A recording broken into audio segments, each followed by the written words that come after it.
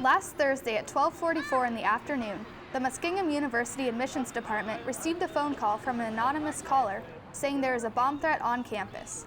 Students, faculty, and staff evacuated the campus and weren't able to return until Friday morning.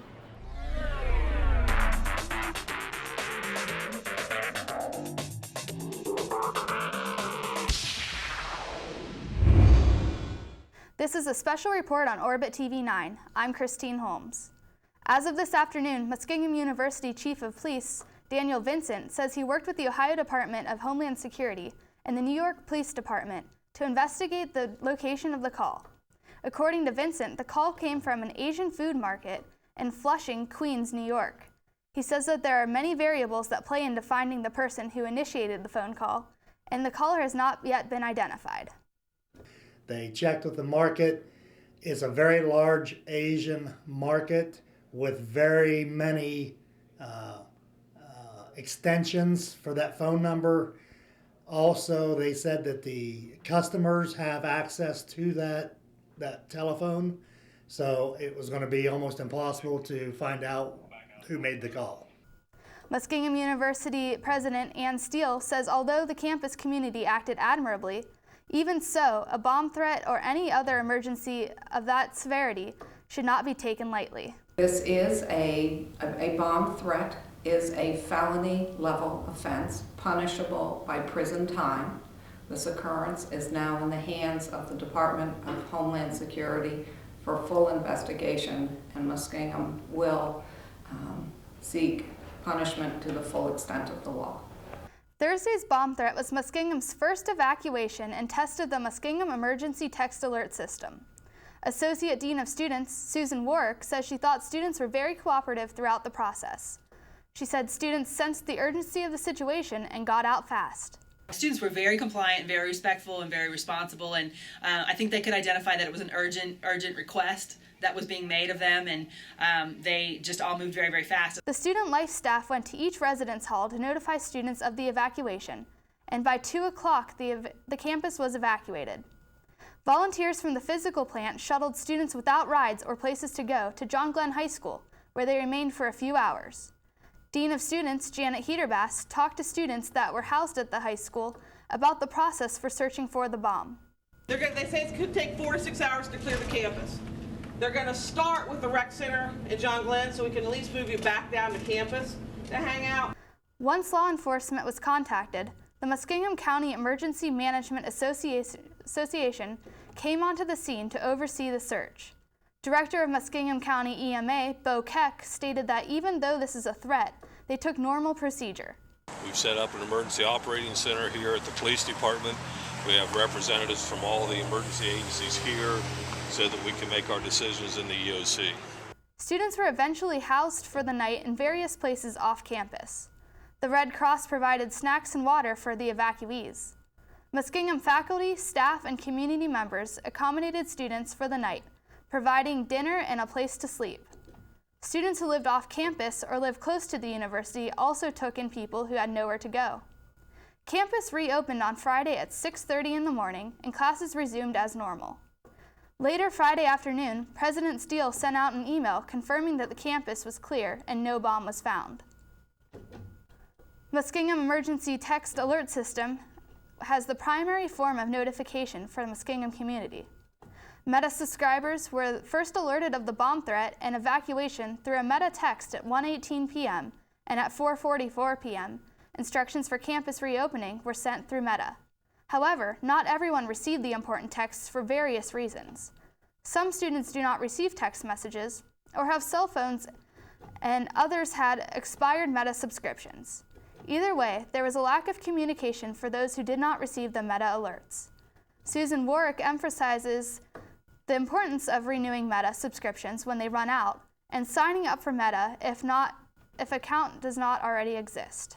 But I would just encourage students that if you receive a message from the Meta Alert system on your text message that says your account's going to expire, you have to take action and go into the Meta system and reactivate it so that your expiration date is continued. Steele explains that everyone has to receive a Meta text to be notified of an emergency situation. The goal is for a majority of people to receive the text and spread the news by word of mouth to those who were not alerted of the situation. She thinks this was executed on Thursday. That once people understood there was a meta alert, it worked exactly as it should. We are arranging transportation for people to go off campus who don't have, Absolutely. The situation on Thursday was especially stressful to students who came from other countries. President Steele witnessed one student's anxiety as she realized she did not have any of her documentation on hand. One of the biggest concerns during Thursday's bomb threat evacuation was where international and out-of-state students would stay for the night. Valerie Smith, Muskingum University's Director of International Students and Special Programs, made sure these students had somewhere to go. Physical Plant bused students to John Glenn High School. For the international students who didn't find shelter with friends, the Moorhead Estate was available to them. According to Smith, there were a total of 21 students housed at this location. The president of Chinese Club, student organization, Defan Lee, took action and made sure all international students were accounted for. I was really proud of him because in a time of crisis, he wasn't thinking about himself and where he would go for safety. He was calling people and contacting them and making sure that those other students from his background, his nationality, were okay and had a place to go. And he was arranging for them to go to other places off of campus with friends. Smith says some international students aren't familiar with situations as fire drills and emergency evacuation situations. She made sure to explain the situation and the severity of what could happen. Smith says she was happy to see that local students were stepping up and helping those who were far from home. The other thing that was really neat was we had a lot of Americans step forward that said, hey, I'll take 3 international students home with me, that came to the John Glenn High School and said, do you have more students that need to go somewhere? One of the students that came to the high school to house international students was junior Matt Allen of Zanesville. The students he helped were confused about the circumstances, but were appreciative of his hospitality. We were just sitting there and waiting for people to come and bring us lunch, and it was boring, and it was also confusing because we didn't know what was going on, and no one could say if this is a serious threat or not. Many students expressed themselves online on Facebook and Twitter. Complaints varied from someone calling in a threat to getting back on campus for Friday classes. One Muskie tweeted, "Evacuating campus, making everyone go home, and reopening at 6:30 the next morning, forcing kids to come back is ridiculous." Another Muskie said, "Muskingum University, where a bomb threat won't even cancel classes." On Facebook, a student posted, "But classes will still begin at 8 a.m. as usual." Many students found out about the bomb threat via text, but only after they were in the process of evacuating the campus. Junior Josh Rogoff felt that the meta text was not sent out fast enough to students. A little upset and scared. There was a couple things going on in my head beforehand that contributed to that, but I calmed down once I thought about it a bit more, and people helped me. There were some people who took me to a house, taking some kids in, and it was fine after that, but it was really pissed off that I didn't know anything. As for the choice to have classes the following day, Junior Mallory McNabb feels that classes should not have resumed.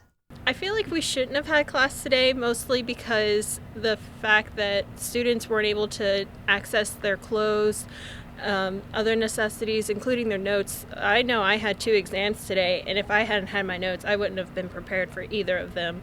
Despite some of the comments made by students, many have shared positive thoughts about the reaction of students, faculty, staff, and community. Students were appreciative of both being housed by friends, faculty, and staff members of the university and churches. Even though social media outlets were the place to vent for students, many students had positive words to say about how well the community worked together to clear campus and spend the night away from the dorms. One student tweeted, "Every day is a great day to be a Muskie, but today I feel particularly proud." On Facebook, one student posted, "I love my school, and I'm glad I'm back." Sophomore John Webb saw this situation as an example of how the people that make up Muskingum are more than just people who are on the same campus. It was just a testament to how close the Muskingum community is, that, we might have our quarrels, we might be, busy with all of our work and all of our things that, we are boggled down with, especially with it being the end of the semester, but like how in a moment of crisis, all of that goes away and everyone just comes together. It was really meaningful. First year Olivia Brown was with a friend finishing lunch at the dining hall. From her perspective, she witnessed the student body and university faculty and staff working well together and not letting the potential frightening threat control the evacuation. I think that for the most part, they reacted very well. We worked very much as a team as far as the university in trying to get people out, trying to get people safe, trying to make sure that they had somewhere to go, and there was very little of what I saw panic as far as the students went. They seemed to be handling it very much like adults. Orbit Media News will continue to follow this story and bring you any breaking developments. Follow us on social media to get the latest updates first. Thanks for joining us.